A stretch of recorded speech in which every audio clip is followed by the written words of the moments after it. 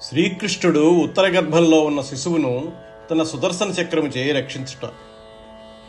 అనంతరం వాసుదేవుడు వ్యాసాది మహర్షుల చేత పూజింపబడి ఉద్ధవ సాత్యకులు కొలుస్తూ ఉండగా ద్వారకా నగరానికి బయలుదేరాడు.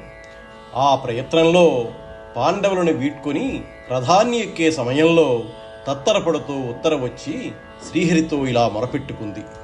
ఓ దేవేశ, ప్రళయాగ్నితుల్యమైన బాణం ఒకటి ఎక్కడి నుంచో వచ్చి నా కడుపులో ఉన్న బిడ్డడిని కాల్చివేయాలని ఉగ్రంగా చూస్తుంది. ఆ భయంకరమైన బాణం నుండి రక్షణ పొందడానికి నీ పాదపద్మములను శరణు వేడుకుంటున్నాను.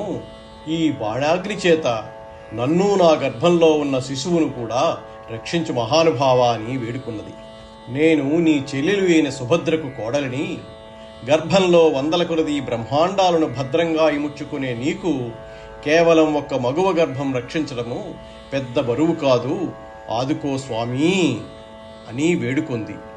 ఉత్తర ఆ విధంగా వేడుకునేసరికి తనను ఆశ్రయించిన వారిని రక్షించే ఆ పరమేశ్వరుడు సుభద్ర యొక్క కోడలు అయిన ఉత్తర దీనాలాపాలను ఆలకించి, ద్రోణాచార్యుని పుత్రుడైన అశ్వత్థామ ఈ లోకం అంతా పాండవులు లేనిదిగా అయ్యడుగాక అని శపించి వేసిన దివ్యాస్త్రమని తెలుసుకున్నాడు.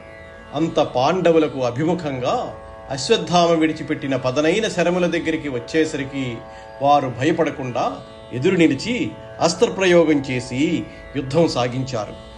తన సేవ ఆరతి చింతగాని పరచింతాలేశమున్ లేని సజ్జనులన్ పాండుతనూజులన్ మనచు వాత్సల్యంబుతో ద్రోణనందను బ్రహ్మాస్త్రమునడ్డ పెట్ట పనిచెన్ దైత్యారి సర్వారి సాధన నిర్వక్రము రక్షితాకిల సుదాందశ్చక్రమున్ తనను సేవించాలనే చింత తప్ప అన్యచింత కొంతైనా కూడా లేని సజ్జనులైన పాండుకుమారులను కాపాడననే వాత్సల్యంతో అశ్వత్థామ వేసిన బ్రహ్మాస్త్రాన్ని అడ్డుకోవడం కోసం సర్వమైన శత్రు సమూహాన్ని సాధించేది, దేవతలను కాపాడేది అయిన సుదర్శన చక్రాన్ని అడ్డువేశాడు శ్రీకృష్ణుడు. సకల ప్రాణి హృదంతరాళముల భాస్వజ్యోతి అయి ఉండు సూక్ష్మకళుండు అచ్యుతుండు అయ్యడన్ విరటజాగర్భంబున్ తాన్ చక్రహస్తకుడై వైష్ణవ మాయ కప్పి కురు సంతానార్థి అయి అడ్డమై ప్రకట స్ఫూర్తి నడంచే ద్రోణతనయ బ్రహ్మాస్త్రమున్ లీలతో. సూక్ష్మ రూపంతో సకల ప్రాణి హృదయాలలోనూ జ్యోతి స్వరూపంలో ఉండే శ్రీకృష్ణుడు పాండవ వంశాంకురాన్ని రక్షించడం కోసం చక్రహస్తుడై వైష్ణవ మాయతో కప్పి అశ్వత్థామ బ్రహ్మాస్త్రాన్ని అణిచివేశాడు. ఇట్లు ద్రోణతనయుండేసిన ప్రతిక్రియారహితంబైన బ్రహ్మశిరంబనియడి దివ్యాస్త్రంబు వైష్ణవ తేజంబుని నిరర్ధకంబయ్యే.